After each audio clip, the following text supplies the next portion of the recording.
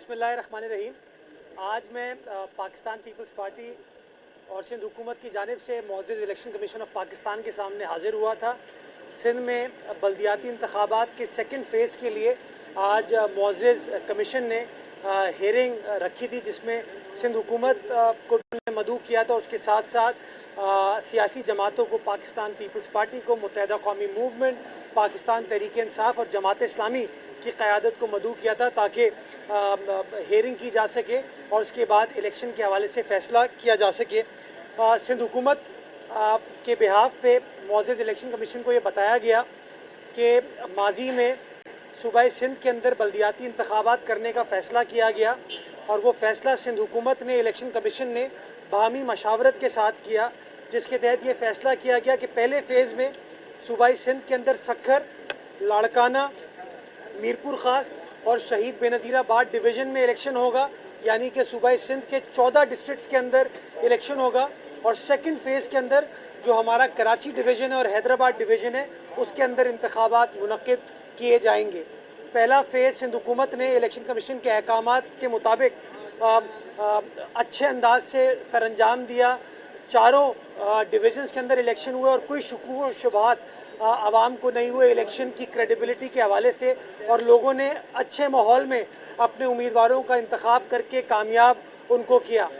कराची और हैदराबाद डिवीज़न के इलेक्शन से पहले सूबाई सिंध के अंदर बारिशों का सिलसिला स्टार्ट हुआ, सैलाब की कैफियत आई, जिसकी वजह से इलेक्शन कमीशन ने कराची और हैदराबाद के जो इलेक्शंस थे उनको मुलतवी करने का फ़ैसला किया था। और वो फ़ैसला बुनियादी तौर पर इस वजह से था कि जब सक्खर में, लाड़काना, शहीद बेनज़ीराबाद और मीरपुर ख़ास में इलेक्शन होने थे, तो कराची, हैदराबाद की पुलिस को वहाँ पर जाना था लॉ एंड ऑर्डर सिचुएशन को यकीनी बनाने के लिए। और सिमिलरली जब कराची और हैदराबाद में इलेक्शन होने थे, तो सक्खर, लाड़काना, मीरपुर ख़ास, शहीद बेनज़ीराबाद डिवीज़न की पुलिस को कराची, हैदराबाद आना था, ताकि आप लोगों को वो सेंस ऑफ सिक्योरिटी, वो माहौल दे सकें, ताकि वो आज़ादी के साथ अपने वोट का हक़ इस्तेमाल कर सकें। जो मौजूदा सैलाब की सूरत हाल है, उसकी वजह से इस वक्त पॉसिबल नहीं है कि हमारे जो पुलिस एहलकार, जिनको हमें शुमाली सिंध से कराची की तरफ, हैदराबाद की तरफ उनको मुंतकिल करना था, वो हमारे लिए इस वक्त पॉसिबल नहीं है, जिसकी वजह से तकरीबन कोई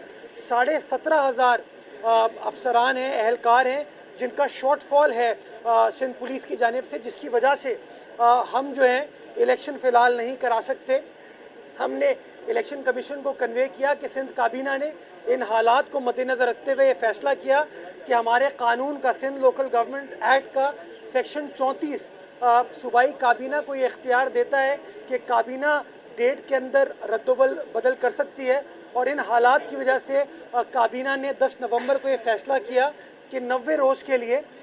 इलेक्शन को मुलतवी कर दिया जाए। और in the mean time election commission के साथ सिंध हुकूमत कंसल्ट करेगी और कंसल्ट करने के बाद नई तारीख़ का तयन कर दिया जाएगा। तो ये सारे तमाम गुजारिशात हमने इलेक्शन कमीशन के सामने की, और ये भी इलेक्शन कमीशन के सामने बात हुई कि माजी में कराची में चूँकि बड़ी चार्ज पॉलिटिकल इन्वायरमेंट होती है, तो आपको पाक फ़ौज भी मौजूद होती है पोलिंग स्टेशंस पे। रेंजर्स के एहलकार भी 2018 के इलेक्शन में मौजूद थे, और अभी मौजूदा हालात की वजह से पाक फ़ौज भी अवेलेबल नहीं है, रेंजर्स भी अवेलेबल नहीं है, और उसी तरीके से पुलिस के वो नंबर, वो तादाद इस वक्त मौजूद नहीं है, तकरीबन 17,500 एहलकार नहीं, तो इस वजह से हम नहीं कर सकते। दूसरी चीज़ जो हमने इलेक्शन कमीशन को बताया कि सिंध हुकूमत ने इलेक्शन कमीशन के साथ बैठकर फ़ैसला किया कि कराची शहर के अंदर 4,990 टोटल पोलिंग स्टेशन हैं, जिनमें से 1,300 हाईली सेंसिटिव हैं, और इलेक्शन कमीशन के अहकामात के मुताबिक हर पोलिंग स्टेशन पे हमें 8 पुलिस एहलकार तैनात करने, और इसी तरह 3,600 हमारे सेंसिटिव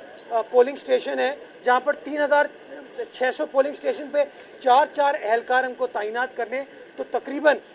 ये जो नंबर है 17,500 की डेफिशिएंसी का, उसको पूरा करना अभी हुकूमत के लिए पॉसिबल नहीं है। और बजाय इसके कि हम ये इलेक्शन कराएं और कल को जो हारने वाली जमातें हैं वो ये कहें कि इलेक्शन अच्छे अंदाज में नहीं हुआ, अच्छे माहौल में नहीं हुआ, election commission free and fair इंतखाबात नहीं करा पाई और सिंध हुकूमत ने लॉ एंड ऑर्डर की सिचुएशन को सही तरीके से कंट्रोल नहीं किया। इसलिए हमने इस्तदा की कि इलेक्शन को फ़िलहाल 90 रोज़ के लिए मुलतवी कर दिया जाए और जब हालात बेहतर हो जाते हैं और हमारे पास वो पुलिस एडिक्वेट सिक्योरिटी हमारे पास अवेलेबल होती है, सैलाब की सिचुएशन को हम से बाहर आ जाते हैं और अपनी पुलिस को मूव कर पाते हैं बाकी डिस्ट्रिक्ट से, तो तब हम कंसल्टेशन के बाद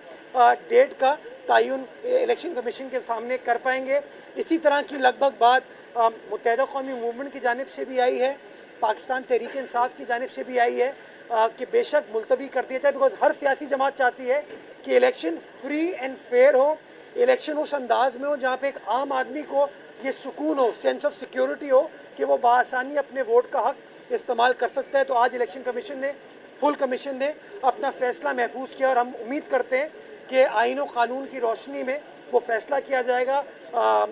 जिसकी गुजारिश सिंध हुकूमत ने इलेक्शन कमीशन के सामने की है। मैं एक बार फिर वादे करना चाहूँगा, बहैसियत सियासी जमात पाकिस्तान पीपल्स पार्टी बल्दियाती इंतखाब चाहती है। हमने सिंध के 14 अजला में 4 डिवीज़न में हमने इलेक्शन कराया है और बाकी 16 में भी हम कराना चाहते हैं, लेकिन हम चाहते हैं कि खुदा न खास्ता कोई लॉ एंड ऑर्डर सिचुएशन ना हो, ऐसे अंदाज में इलेक्शन हो जिसकी क्रेडिबिलिटी के ऊपर हर सियासी जमात को सुकून हो, हर शहरी को सुकून हो कि अपने वोट का हक वो आज़ादी के साथ बासानी इख्तियार कर सकता है। बहुत शुक्रिया सर। सवाल ये लीजिएगा कि जो सिंध हुकूमत की बड़ी